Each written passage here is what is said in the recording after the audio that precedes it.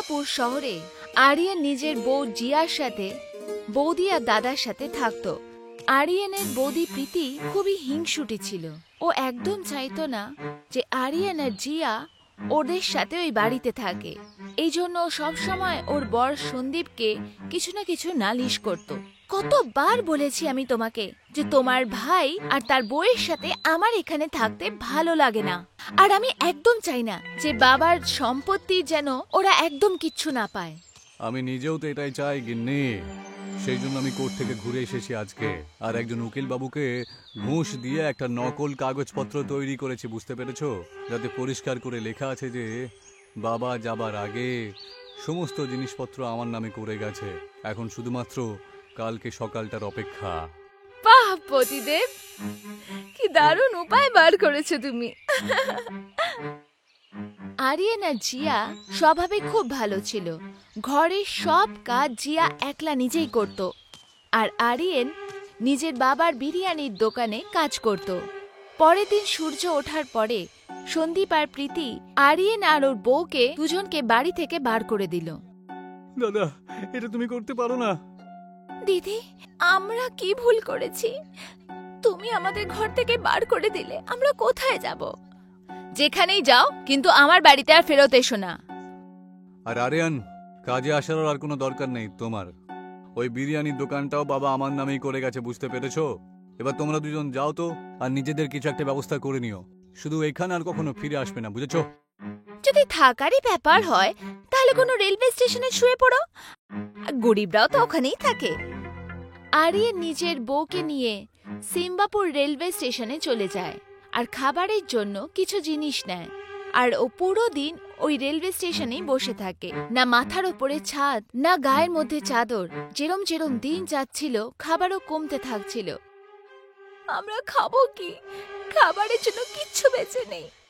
চিন্তা করো না, এখানেই দাঁড়াও, আমি কিছু ব্যবস্থা করছি।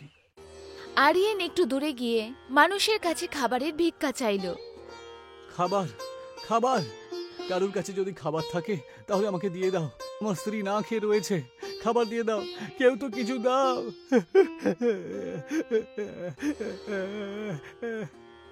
আরিয়ান নিজের অবস্থা দেখে ফুপিয়ে ফুপিয়ে কাঁদছিল। তখনই ওখানে একটা ছোট মেয়ে আরিয়ানের কাছে এসে বলে, আপনি কাঁদছেন কেন? আমি খাবার দিচ্ছি আপনাকে। আমি আবার টিফিন আনতে ভুলে গেছি, আর মা আমাকে আজকে বিরিয়ানি আর বন্ধুদের জন্য মোমো প্যাক করে দিয়েছে। আপনি কাঁদবেন না, আমি আপনাকে আমার টিফিন দিচ্ছি।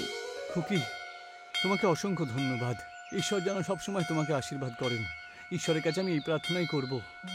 তখনই রাস্তায় একজন বৃদ্ধ মহিলা খুব দুর্বলতার সাথে লোকের কাছে ভিক্ষা চাইছিল।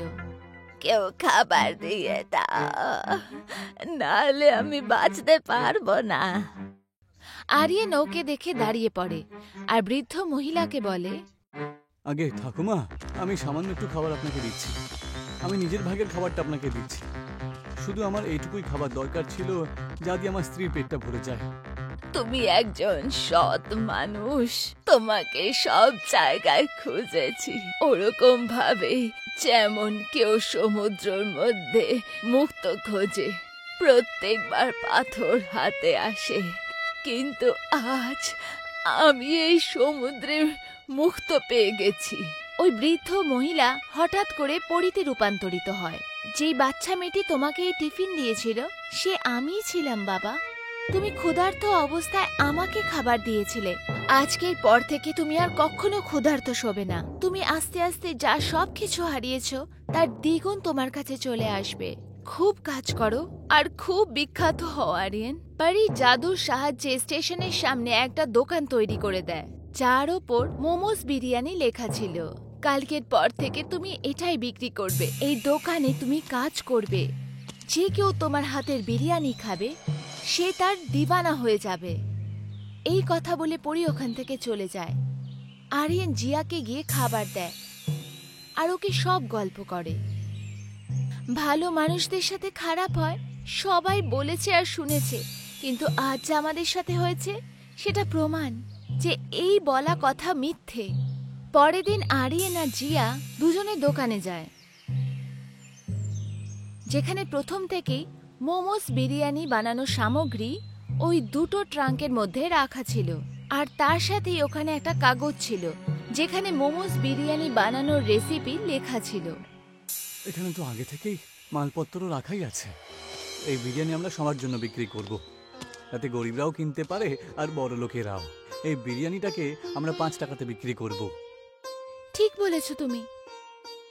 আরিয়ান আর জিয়া মোমোস বিরিয়ানি বানিয়ে নেয়, আর সেই মোমোস বিরিয়ানিকে রেলওয়ে স্টেশনে 5 টাকায় বিক্রি করা শুরু করে দেয়। কিছুক্ষণ পরই ওখানে অনেক লোক ওদের বানানো মোমোস বিরিয়ানি খেতে চলে আসে। বাবা ধন্যবাদ, তুমি গরিবদের জন্য এত ভালো কাজ করছো। এত ভালো মোমো বিরিয়ানি 5 টাকাতে বিক্রি করা শুরু করেছো। আমরাও কষ্টের দিন দেখেছি, আমরা জানি যে কিরকম লাগে। আপনারা নিশ্চিন্ত থাকুন, আর এটা বলুন আমাদের বিরিয়ানি লাগবে কিনা আরো, কারণ তার জন্য আর পয়সা দেওয়ার দরকার নেই।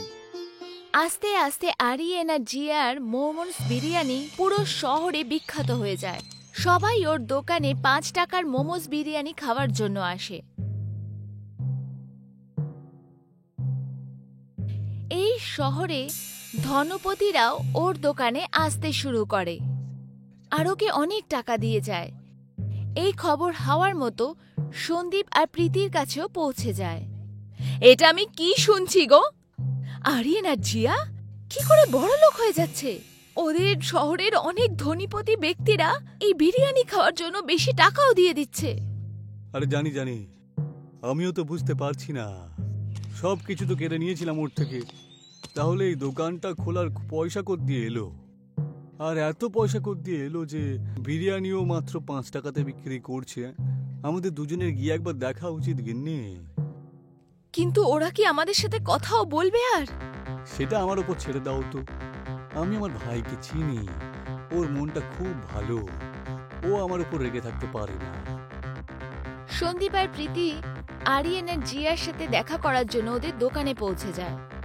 আমার ভাই আরিয়ান, আমায় ক্ষমা করে দে ভাই, আমি অনেক বড় অন্যায় করে ফেলেছিলাম। জিয়া, আমাকে ক্ষমা করে দাও, আমরা তোমাদের দুজনের সাথে খুব খারাপ করেছি। আরে দিদি, কোনো ব্যাপার না, যা কিছু আমাদের সাথে হয়েছে তাতে আমরা ভেঙে পড়িনি। আর আপনারা আমাদের কাছে এসেছে, তাও আমি এই কথা বলতে পারি যে পরিবার আমাদের থেকে দূরে যায়নি। সন্দীপ দাদা, তোদের দুজনকে আমি ক্ষমা করে দিয়েছি, তোদের দুজনকে মোমোর বিরিয়ানি খাওয়াই। আরিয়ান দুজনকে মোমোস বিরিয়ানি খাওয়ালো। সন্দীপ কথায় বলতে বলতে মোমোস বিরিয়ানি দোকানের রহস্য জিজ্ঞেস করে নেয়, আর আরিয়ান নিজের দাদাকে বিশ্বাস করেও সবকিছু বলে দেয়। দাদা, 5 টাকাতে এই মোমো বিরিয়ানি আমরা এই জন্যই বিক্রি করতে পারছি কারণ এই দোকানের ভেতরে দুটো পেটি রয়েছে, যেখানে প্রতিদিন নিজে নিজে মোমো বিরিয়ানি তৈরি করার সামগ্রী চলে আসে। আর তার একটা কাগজে মোমো বিরিয়ানি কি করে তৈরি করতে হয় সেটাও লেখা আছে। এই জন্য এই মোমোস বিরিয়ানি খেতে এত ভালো লাগে। খুব ভালো ব্যাপার, বাহ, খুবই ভালো কথা, বাহ। মোমোস বিরিয়ানির জন্য অনেক ধন্যবাদ। এবার আমরা চলি তাহলে, কিন্তু আমরা এর পরেও কিন্তু তোদের সাথে দেখা করার জন্য অবশ্যই আসবো। হ্যাঁ। সন্দীপ আর প্রীতি বাড়ি ফেরত চলে আসে। বলেছিলাম না আমি, ওরা আমাদের ওপর রাগ করে থাকবে না। দেখলে তো কিভাবে ওর কাছ থেকে আমি সবকিছু জেনে নিলাম। ওই দুটো ট্রাঙ্ক আর ওই চিটটা, আমাদের শুধু ওইটাই চাই, তারপর আমরা মোমো বিরিয়ানি বিক্রি করব, তাও আবার বেশি দামে। বাবু বাবু বল, কত টাকা হবে আমাদের কাছে? কিছু উপায় বার করো।